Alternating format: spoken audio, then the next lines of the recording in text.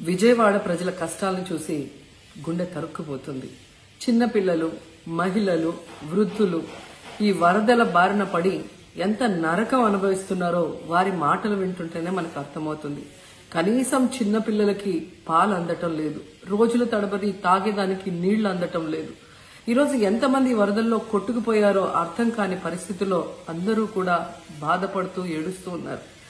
నిజంగా ప్రజలు ఇన్ని కష్టాలు పడటానికి, ఇంతమంది ప్రాణాలు పోవటానికి ఈ రాష్ట్ర ప్రభుత్వం కారణం కాదని నేను అడుగుతున్నాను. ముఖ్యంగా మంత్రుల విహారయాత్రలు, హాలిడేస్ ఎంజాయ్ చేయడంలో ఉన్న చిత్తశుద్ధి రాష్ట్ర ప్రజల మీద లేదు అని నేను గట్టిగా చెప్పగలను. ఇదేదో నేను విమర్శించడానికి చెప్పటం లేదు. 28వ తేదీనే 30వ తేదీలో వర్షాలు రాబోతున్నాయని చెప్పి వాతావరణం సమాచారం ఇవ్వటం జరిగింది ప్రభుత్వానికి. అయినా కూడా ముఖ్యమంత్రి గాని, మంత్రులు గాని ఎటువంటి సమీక్షలు చేయకుండా, ప్రజల్ని అప్రమత్తం చేయకుండా నిర్లక్ష్యం వహించడం వల్లే ఈ రోజు ఇన్ని లక్షల మంది వరద నీళ్లలో మునిగిపోయారు. ఇంతమంది ప్రాణాలు పోగొట్టుకున్నారు. ఎంతమంది తిండి లేక, కరెంటు లేక, తాగునీళ్లు లేక, పసిబిడ్డలకి పాలు లేక ఎంత అవస్థలు పడుతున్నారో మనం అందరం కూడా గమనిస్తున్నాం. చంద్రబాబు నాయుడు గారి ఇంటికి 3 కిలోమీటర్ల దూరంలోనే ఇంత పెద్ద విపత్తు జరిగినా ప్రజల్ని కాపాడలేకపోయారు అంటే ఇది రాష్ట్ర ప్రభుత్వం, రాష్ట్ర ముఖ్యమంత్రి వైఫల్యం కాదని నేను అడుగుతున్నా. ఈరోజు కరకట్టు మీదున్న అక్రమ కట్టడాలని కాపాడటం కోసమే విజయవాడని ప్రజల్ని ముంచేశారు అనటంలో నిజం లేదా అని నేను అడుగుతున్నా. గంట ముందు ప్రజలకు చెప్పినా వాళ్ళు ముంపు బారిన పడేవారు కాదు.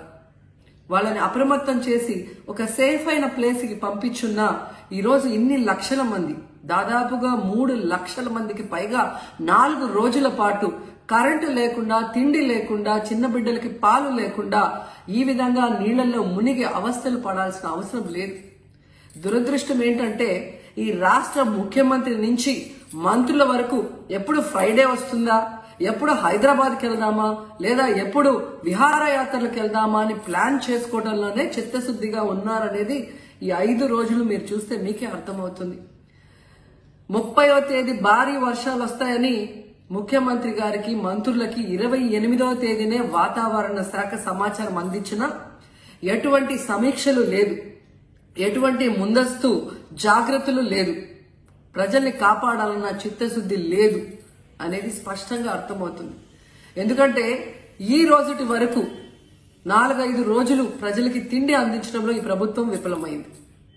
కనీసం ఇది జరిగినప్పుడు సీఎం గారు పనిచేయట్లేదు, వయసు అయిపోయింది. డిప్యూటీ సీఎం గారు, పంచాయతీరాజ్ శాఖ మంత్రి గారు కనీసం తన శాఖను అప్రమత్తం చేసి ప్రజల్ని కాపాడాల్సిన బాధ్యత ఉన్నా ఈ రోజు 5 రోజుల వరకు ఆయన అసలు విజయవాడ వైపే రాలేదు.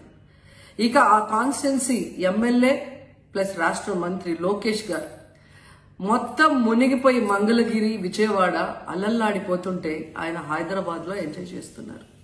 ఇక హోంమంత్రి గారు తెలిసిన సంగతే.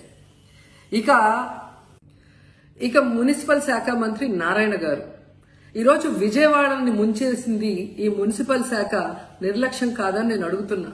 ప్రజల్ని సురక్షిత ప్రాంతాలకు తరలించే విధంగా ఈ నారాయణ గారు రివ్యూ చేయకపోవటం వల్ల ఈరోజు లక్షలాది మంది నీళ్లలో మునిగిపోయారు. వాళ్ళందరూ కూడా ప్రభుత్వం ఎప్పుడు కాపాడుతుందా అని ఎదురు చూస్తున్నారు. అయినా వీళ్ళకి పట్టింపు లేదు. ఇక రామానాయుడు గారు ఇరిగేషన్ మంత్రి, కనీసం ముందస్తు రివ్యూలు లేదు. కనీసం వరదలు వచ్చి ప్రజలు మునిగిపోతుంటే బోట్లను కూడా కొనుగోలు చేసో రెంట్కి తీసుకొని ఆ ప్రజల్ని తరలించే కార్యక్రమం ఆయన కూడా చేయలేదు. ఇక ఎప్పుడు వరదలు వచ్చినా, భారీ వర్షాలు వచ్చినా ముఖ్యమైన శాఖ రెవెన్యూ శాఖ. అనగాన సత్యప్రసాద్ గారు ఈయన విహారయాత్రలో ఎంజాయ్ చేస్తున్నాడు. కనీసం పునరావాస కేంద్రాలు ఏర్పాటు చేయాలి, మరి ఆ ప్రజలకి పాలు, తిండి అన్ని అందించాల్సిన బాధ్యత ఉన్నా ఏం పట్టించుకోలేదు. సో ఈ విధంగా చంద్రబాబు నాయుడు గారి దగ్గర నుంచి మంత్రులంతా కూడా ప్రజల్ని గాలికి వదిలేసి ఎలా నిర్లక్ష్యం వహిస్తున్నారో చూడండి. ఇప్పటికైనా వాళ్ళు కళ్ళు తెరిచి ప్రజల్ని కాపాడండి అని చేతులెత్తి నమస్కరిస్తున్నా.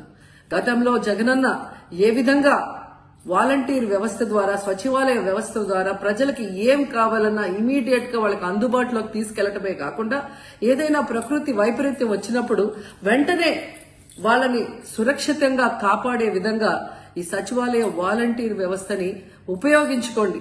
జగనన్న మీద కక్షతో ఆ వ్యవస్థల్ని నాశనం చేయడం వల్లే ఈ రోజు ప్రజలకు ఎవరు ఏం అందించలేకపోతున్నారని తెలుసుకోండి. అండ్ ఈరోజు జగనన్న విజన్ ఉన్న నాయకుడు, ప్రజల్ని ప్రేమించే నాయకుడని మరోసారి రుజువు చేసుకున్నారు.